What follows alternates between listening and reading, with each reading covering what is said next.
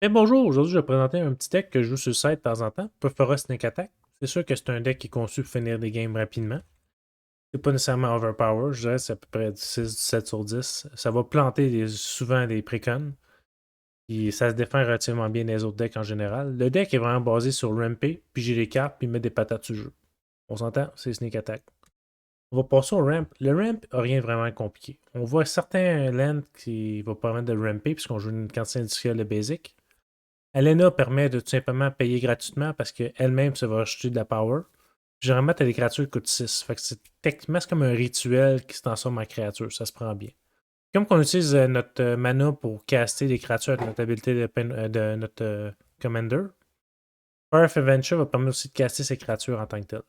Jessica's Will est une carte qui va monter en prix. C'est souvent un ancestral de record gratuit. Si vous n'avez pas, je vous conseille d'en prendre. Le ramp, on continue d'en avoir. C'est sûr, c'est pas le plus optimisé, j'ai pas d'arcane signé, etc. parce que j'ai 24 decks. Des fois, il faut que je fasse des choix sur qu'est-ce que je mets où. Nos grosses sources de ramp, généralement, c'est Malgaiser et Neheb. Ils sont vraiment excellents. Chaque fois que tu les prends, généralement, tu remplis la table. Et puis cette fois-là, c'est pas des créatures que tu vas sacrifier en fin de tour, mais des créatures qui vont rester là. Parce qu'il faut plusieurs façons de cheater tes cochonneries sur la table. Même Shadow Conjuring n'est pas nécessairement un cheat, mais ça permet de réutiliser tes ETB. Fait que c'est comme si tu cheaterais des créatures supplémentaires, puis quand elle attaque sur le round, c'est comme c'est exactement comme si tu aurais pigé une carte ou tu aurais cheaté une carte supplémentaire. Et l'art permet juste de mettre sur le battlefield. Indomitable Creativity puis Divergent Transformation va pouvoir réutiliser tes créatures que tu as sacrifiées et également pouvoir transformer, va dire, tes mana rock avec Indomitable en quelque chose d'utile. Deathtrender, c'est facile de cheater pour deux n'importe quelle créature de ta main. Oui, il faut que tu payes la 4 à la base, mais rendu là, tu t'en fous. Mirror March, c'est une carte vraiment impressionnante. Je fais souvent deux trois copies de créatures.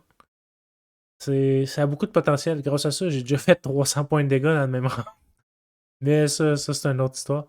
Bref, le cheat, il en faut parce que ton commander va pas tout le temps survivre. Le Land Destruction, Blood Moon, c'est nécessaire. Peut-être Magus of the Moon, mais je commencerai pas à mettre trop de hate de Land. Le monde n'aime pas trop ça en général. Keldon Firebomber, synergise extrêmement bien ton commander. Il est même excellent. Le seul problème, c'est que ouais, le monde va juste vraiment pas t'aimer.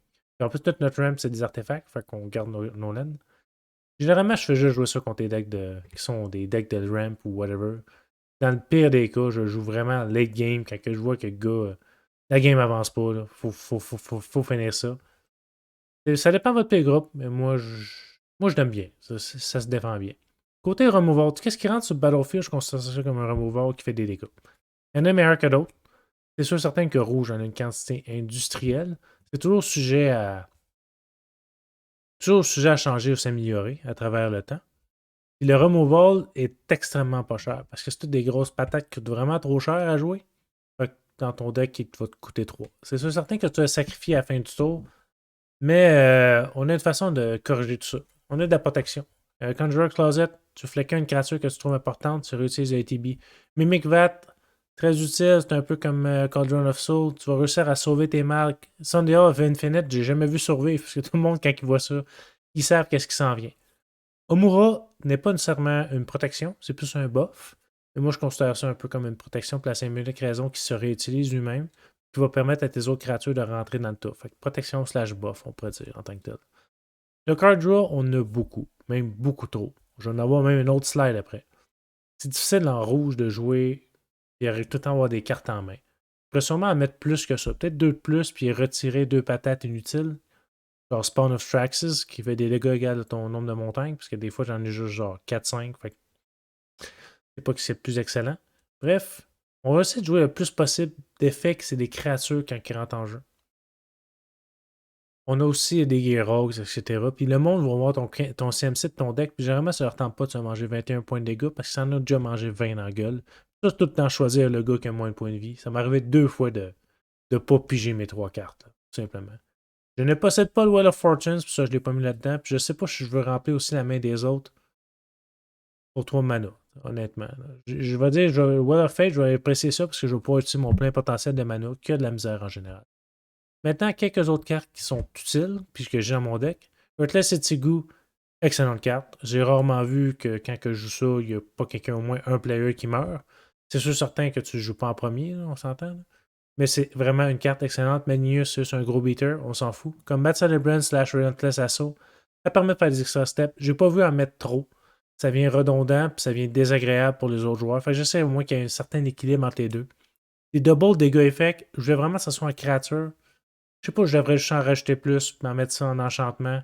Plus à suivre, mais présentement, je suis content avec ça. Pour la simple et unique raison que je veux aussi que mes autres créatures survivent quand elle va dire j'ai un ETB, tout simplement. Pyrexian Triniforme, excusez-moi, va permettre de pouvoir être passé en attaque puis en défense, que tu récupères tes petits golems après. Le Encore, on s'en fout un peu, je ne vais jamais jouer ça. Hélène, mana base extrêmement simple. Tu veux un aide de Graveyard, un affaire de Ram, le Shinka, juste qui traînait chez nous, c'est la seule unique raison qu'il y a dans le deck. Puis grosso modo, tu essaies d'avoir 2 artefacts land, puis c'est pas mal ça. Le reste, tu mets tout ça, des petites montagnes, comme tu veux. On va passer au Wishboard. Le Wishboard, c'est des cartes que je sais pas si je voulais rentrer ou non. Je sais pas si ça valait la peine.